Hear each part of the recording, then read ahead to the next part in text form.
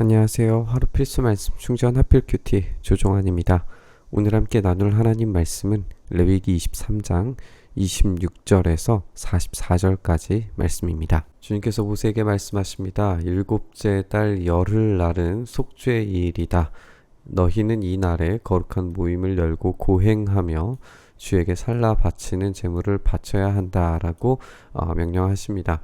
우리가 살펴보고 있는 것처럼 이 하반기의 시작인 7월 달에 명절들이 모여 있는 것을 우리가 보게 되거든요. 그래서 7월 첫날 우리가 어제 읽은 본문의 마지막에서 명절로 지켜야 된다라고 하는 말씀을 읽었고, 오늘 이 열흘날에는 속죄의 일로서 이 고행을 해야 된다라고 하는 명령으로 이어지고 있는 것을 보게 됩니다. 왜 이 7월에 명절이 모여 있을까 생각을 해보면 6월까지 이제 모든 추수를 마치고 수확을 마치고 이제 10월 이후가 되면은 우기가 시작이 되고 충분한 비가 내려야 다음 해의 농사가 제대로 이루어질 수가 있어요. 그렇기 때문에 이 7월은 휴지기이고, 그리고 다음 해의 농사를 시작하고 준비하는 단계로 볼 수가 있습니다. 이때에 새로운 하반기를 시작하면서, 그리고 내년에 이 농사를 준비하면서 하나님께 어떤 방식으로 예배하고 삶을 준비할 것인가를 이 명절을 통해서 배울 수 있게 되는 것이죠. 이날은 속죄일 곧 주 너희의 하나님 앞에서 속죄의 예식을 올리는 날이기 때문에 이날 하루 동안은 어떤 일도 해서는 안 된다. 이날에 고행하지 않는 사람은 누구든지 자기 백성에게서 끊어지게 하여야 한다.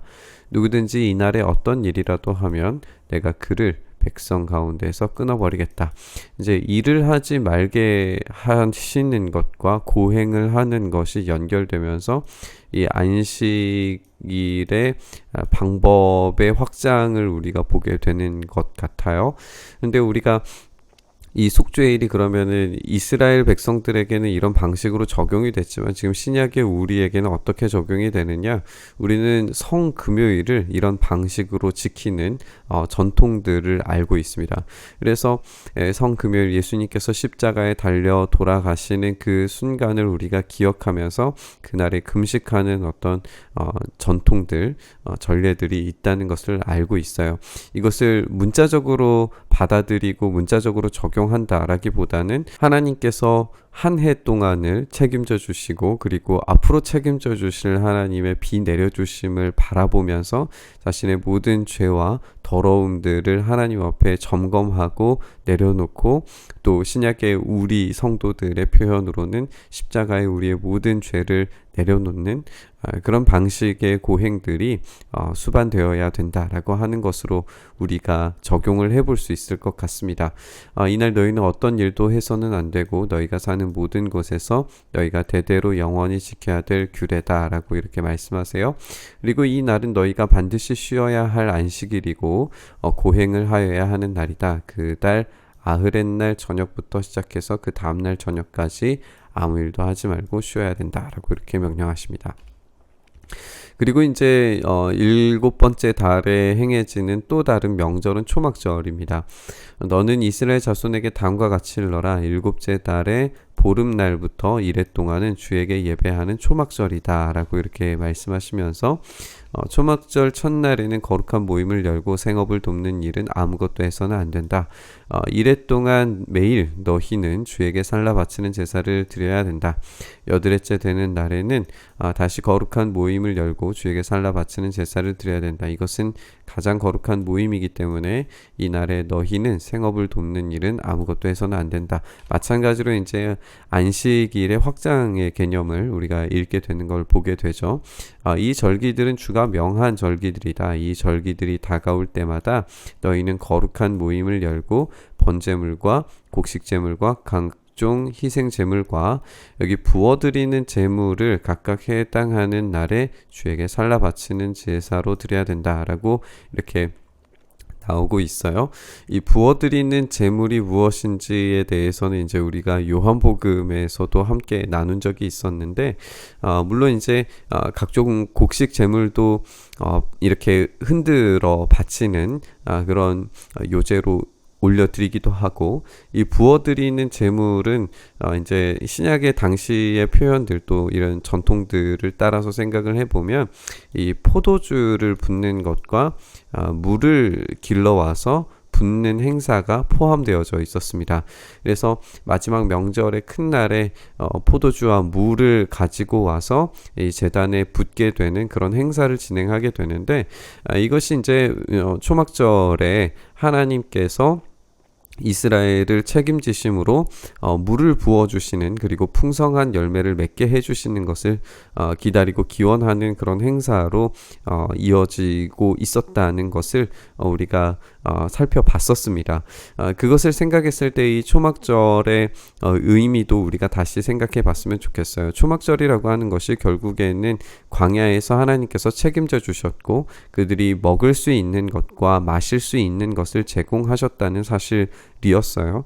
이 본문에서 초막절을 지키는 이유 또한 마찬가지입니다. 우리가 살펴보고 있는 것처럼 이 7월 한 달 동안에 정말 모든 명절들이 빼곡히 차 있어서 한 달을 거룩하게 하나님께 예배드리는 날로 그렇게 온전히 드렸을 때에 하나님께서 예비하시고 준비하시는 그 비들이 내려서 풍성한 수확과 그리고 마실 물들과 풍요로움, 젖과 꿀이 흐르는 땅으로 변하게 되는 그런 은혜를 얻을 수 있을 겁니다. 그것을 위한 예배라고 우리가 읽어볼 수 있는 거죠. 이것들은 모두 주가 명한 안식일을 지키는 것 외에 지켜야 할 것들이다. 위에 여러 절기 때에 너희가 바치는 제물들은 각종 제물과 너희가 바치는 각종 맹세의 제물과 너희가 자유로운 뜻에서 바치는 각종 제물 외에 별도로 주에게 바치는 것들이다. 밭에서 난 곡식을 다 거두고 난 다음에 너희는 일곱째 달 보름날부터 이래 동안 주에게 절기를 지켜야 한다. 첫날은 안식하는 날이고 여드렛 날도 안식하는 날이다. 첫날 너희는 좋은 나무에서 딴 열매를 가져오고 종려나무 가지와 무성한 나무 가지와 갯버들을 꺾어 들고 주 너희의 하나님 앞에서 이래 동안 절기를 즐겨라. 이렇게 종려나무 가지와 무성한 가지로 이제 초막을 만들고 거기에서 광야에서 지켜주신 하나님의 은혜를 기억하는 그런 행사를 행하게 되죠. 너희는 해마다 이렇게 이래 동안 주에게 절기를 지켜야 된다. 이것은 너희가 대대로 길이 지켜야 할 규례이다. 일곱째 달이 되면 너희는 이 절기를 지키라. 이래 동안 너희는 초막에서 지내야 된다. 이 기간에 이스라엘 본토 사람은 누구나 초막에서 지내야 된다. 이렇게 해서 너희의 자손이 내가 이스라엘 자손을 이집트 땅에서 인도하여 낼 때에 그들을 초막에서 살게 한 것을 알게 될 것이다. 나는 주 너희의 하나님이다. 이렇게 모세는 주님께서 명하신 여러 절기를 이스라엘 자손에게 알려주게 됩니다. 우리가 어제 함께 살펴본 명절들과 연결을 시켜보면 총 7가지의 명절이 있었고 상반기에 등장하는 명절과 그리고 하반기에 등장하는 7월에 집중되어져 있는 이 절기들을 우리가 함께 읽게 됩니다. 이 모든 것들이 안식을 위한 것이었고 그 안식의 확장의 개념들을 우리가 이 본문 속에서 함께 나눴습니다. 그리고 이 모든 안식의 표현들이 결과적으로 예수님께서 모든 것을 완성하셨던 것을 우리는 알고 있습니다. 예수님께서 이 명절의 큰 날, 그러니까 초막절의 이 마지막 날에 목마른 자들은 다 내게로 나와라. 그 배에서 생수가 넘쳐나게 하리라 라고 하셨던 말씀을 알고 있습니다.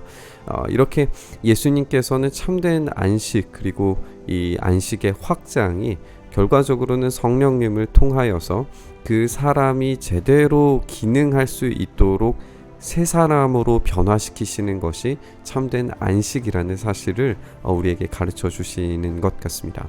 그렇게 우리가 이 말씀을 묵상하면서 단지 어떤 행위적인 측면에서 명절을 우리가 읽는 것이 아니라 예수님께서 어떻게 완성하셨고 그리고 예수님께서 의도하신 그리고 하나님이 궁극적으로 원하셨던 안식의 목표가 무엇인지 우리가 생각해 본다면 결과적으로 광야와 같은 삶을 살아가는 우리의 삶 속에 성령님께서 채워주시고 공급하시고 책임져 주시는 그 놀라운 은혜가 있을 때에야 비로소 우리가 참된 안식을 누릴 수 있다라는 결론에 다다르게 될 겁니다.